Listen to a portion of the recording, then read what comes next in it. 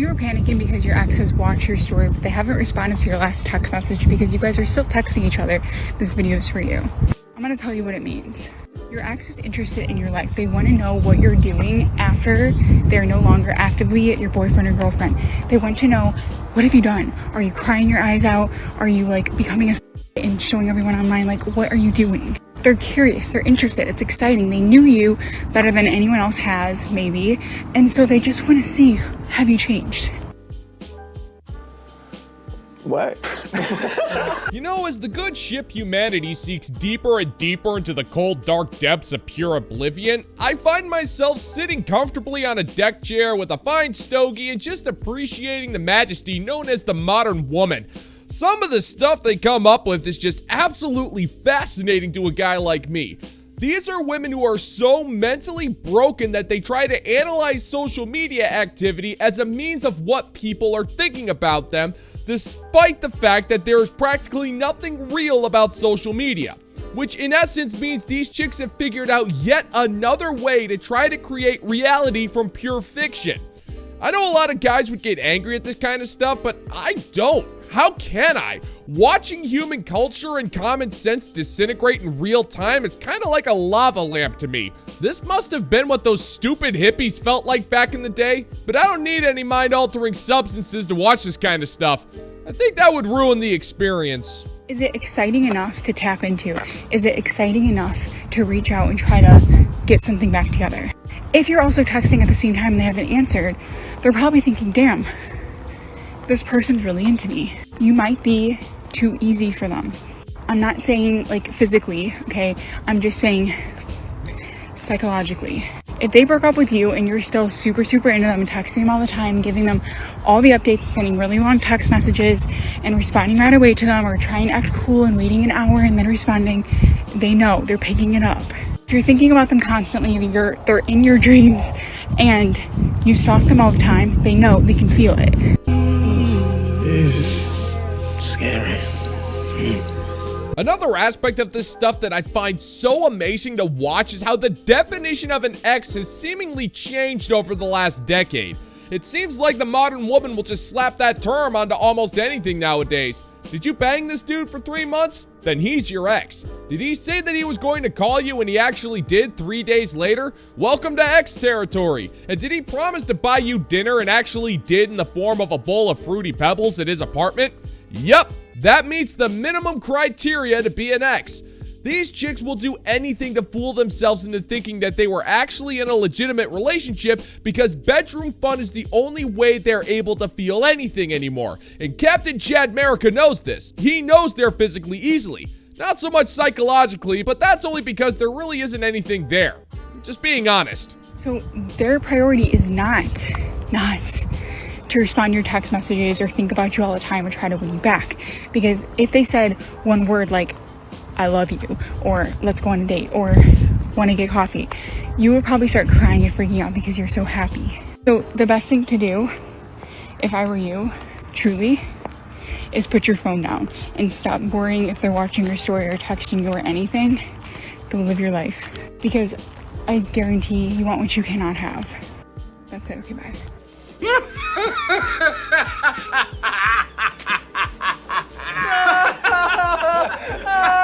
Sister, that advice is impossible. It's not impractical, but come on, you know better than that. Your phone is the only constant source of life energy that you have in this world. The doom scrolling with which you participate is the only form of stimulation that you can accept when you're not getting plowed through by Chad, Tyrone, Raphael, Takeda, Chang, Wang, and Bob.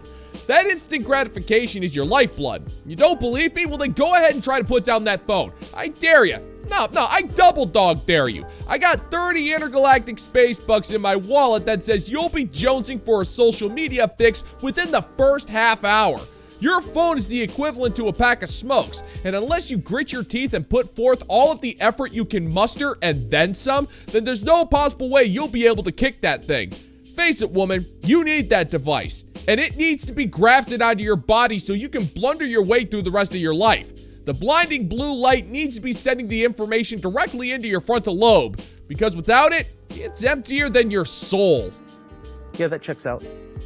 That sounds about right. There's 5 signs you're dating a low-value man, and this isn't all of them because there's a million signs that man is a low-value, a loser. Number 1, that man is cheap, broke, greedy. You're watching a man have a million excuses in the world why not to take you out on a nice date, but you see him going out to steak dinners with his boys or drinks with his boys. When that man won't take you away for a little weekend bed and breakfast, you see that same man going to watch the northern stars in Alaska with his homies. If a man only is thoughtful with himself, run. Let's play. Well, if we're being perfectly honest here, then the same thing could be said about you, sweet cheeks. If you're not willing to pick up the tab every once in a while and maybe surprise your man with a few PlayStation games or tickets to the Monster Truck Rally, but you are willing to go on girls' trips to Miami's, then you're a low-value woman. Self-respecting men don't feel the need to waste their money on things with you because low-value women will always associate spending money with feelings. Basically, the more money that man spends, the more you think he cares, thus proving that his actions, his words, and his respect mean absolutely nothing to you. A low-value woman's loyalty always comes with a price tag, and if that arbitrary price isn't being met, then she's going to be on the lookout for the next walking, talking gigolo ATM butler cop. And if you're only willing to trade affection for things with a price tag, that makes you low value, sister, and it also makes you something else. That's why I praise the Lord for prostitutes. Number 2, if that man has no job, and hold on before you tell me he's an entrepreneur, he's building his business, he has $1 billion idea. Do not let that man fool you into thinking that he has the next best thing.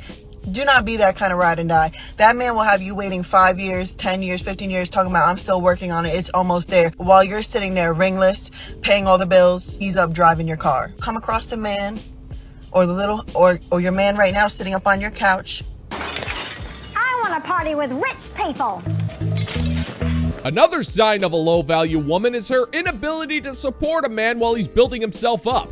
To the modern woman, a man who is starting something from scratch is low value because he hasn't seen results 20 minutes after filing for the LLC. These men must put in countless hours in multiple departments while still working a legitimate job to support themselves in hopes of seeing a future where they work for themselves and money is no longer an issue. A low-value woman will get pouty and cranky when that man doesn't see his first $1 million within the first week. And she'll then drag his name through the mud, call him names, and then leave him. And in the event that that man does become successful, she will turn around and try to weasel her way back into his life. She'll try to fool herself into thinking that she supported him this whole time and that he owes it to her to give her a chance because she once gave him a 10-second shoulder rub after a hard day 8 years ago. It's the simple adage, behind every successful man is a woman who left him at his lowest. Oh, you're right. And when you're right, you're right. And you're always right. Men, listen up. I'm going to tell you how to navigate dating apps, and men are just not doing this, and it's so frustrating. Okay, this is the rule, right? Listen closely. Listen. When you are talking to a girl on a dating app, your goal should be to get that girl off the dating app and on a date within 48 hours. Stop having long conversations with people you don't know, okay? I'm sorry, I wasn't listening. I believe it was my next door neighbor, a death metal lounge singer who goes by the name of Confusion, who once said, how can a man get a girl off a dating app if he's never on one? And this is the truth. Dating apps are a waste of time, and most of the broads on this app are either bots trying to fleece a guy for money, or used up single mothers looking for a meal ticket, or chat hunters. And in all honesty, it's just not worth it. If I can't find a lady who appreciates going to a laid-back nightclub and listening to the smooth sounds of a sharply dressed quartet singing Rat Pack-style songs about the horrors of war while making jokes about washing sweat stains out of undershirts, seriously, if you ever find yourself in Sector Sigma, go check out Confusion and the Enlightened Buffoons. Their song Business Suit Genocide not only profoundly discusses the modern pitfalls of the 9-to-5 rat race, but it's also incredibly toe-tapping, which is something you're gonna need when singing about the meat grinder known as the military-industrial complex with just the right amount of class. And if that's not a metaphor for life itself, I don't know what the hell is. Right on, brother, I hear you. Man, I hear you. I was seeing this guy and I told him one day, I was like, men have such low quality of life because y'all do not care for yourselves. And he was like, yeah. For example, the other day I was cleaning out my pantry and I was just like so excited. I was in the freaking zone cleaning my pantry, decluttering all of my crap. Cleaning out my pantry is actually something that I've been doing ever since I was a little girl. I could go off on a tangent about mirroring and why little boys do not mirror their mother's cleaning behaviors the way little girls do, but we're just gonna put a pin in that right there. Because even in adulthood, nobody taught me how to clean, nobody taught me how to cook, nobody taught me how to wipe up a thing of ketchup or hot sauce. On this very app, a lot of us are engaging in how to clean videos and how to cook videos. This is information that we seek for ourselves to make our lives easier. Let's see that in an instant replay. Cleaning out my pantry is actually something that I've been doing ever since I was a little girl. If you need to go on TikTok to find videos on how to clean, then you were failed as a child. Part of the job of the parents is to prepare you for the trials and tribulations of adulthood. And taking on responsibilities of self-reliance are things that we all need to do in one way or another. And self-respecting men know how to cook, clean, and even wash ourselves. I know! Who the hell would have thunk it? It's kind of the bare minimum of things we need to do in order to be functioning adults in today's society. And we honestly don't need how-to videos on how to do those things. Sure, some of us are messier than others, but who cares? You view our rooms as disorganized messes, but if you ask us, we know exactly where to find our keys, where the remote is, and where that emergency sewing kit is stashed away in the event that I need to sew a button onto my work shirt. It's in a very specific spot. Trust me, sugar, I'm not gonna forget. Men are fully capable of taking care of themselves. We just don't feel the need to get high off the smell of our own farts when we throw out a pantry's worth of expired diet foods. Yes, a lot of men are very intentional with their weaponized incompetence, but I think a lot of men also, they see the mess and they simply don't care. So when, say, the toilet seat doesn't get put down, when the kitchen countertops don't get Lysol wiped down, when the bathtub starts looking like that, they see it. They know. They just don't care because they don't care for themselves. In part, this is going to start sounding a little bit like infantilization, but understand that young boys are uniquely neglected growing up. It's the whole boys are easier to raise than girls thing. It's because they're not raising boys. They're not raising them to be good people. You! I will think of you as I throw up into the toilet. Oh, you want to go there? All right, sugar, let's do it. I don't see how men are raised to be bad people when you just spent the last 90 seconds shitting not only on men, but their parents as well. Just because a man doesn't feel the need to scrub his bathtub doesn't mean he doesn't care for himself. It means that he has better things to do with his time. Just because he doesn't feel the need to go full-on OCD on his kitchen countertops doesn't mean that he's a terrible person. It means that his brain operates differently from yours, and you take that as an insult. An insult to the point where you accuse men of weaponized incompetence because they don't put the toilet seat down. Meanwhile, you can't even figure out what you learned as a child to the point where you can't remember if you used TikTok to learn how to organize your sock drawer. But that doesn't stop you from acting like you're a superior being because you emptied your pantry and you think that makes you worthy of a stupid medal. Well, here you go, woman. Here's a medal just for you. Congratulations! And they're not raising them with the same amount of emotional care that they might be raising a young girl. Even though girls are not favored in certain cultures, I understand that as well.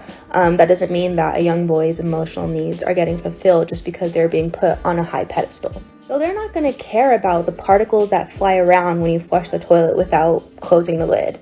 They're not going to care about taking a shower amongst all that icky grime. And unfortunately, we all know that an individual can only care and love for others as much as they care and love for themselves. So when that man is also a husband or a father, it's still not going to make him change and do all those things for another individual.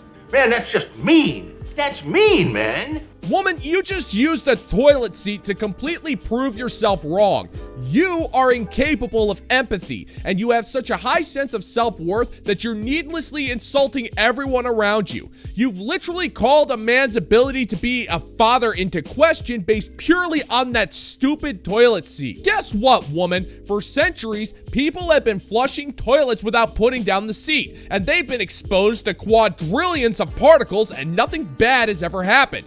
Millions of public toilets without seats have been flushed on a day-to-day basis, and why aren't you condemning them? Well, I'll tell you why. Because it has nothing to do with the toilets. It has everything to do with your never-ending war to always be right, no matter the cost. Be it your boyfriend, your children, or your own dignity. Suffice to say, if you actually had any in the first place, you must always be the one who is right, and if you can't be right, you must be a victim. And you do this by making some of the most asinine arguments imaginable. But I gotta tell you something, sister. Your plan is not going to work. Because if it comes to living a life of solitude or you hounding me over a toilet seat, I'd rather take a dump in peace knowing that you're not in my life or being a terrible mother to my children.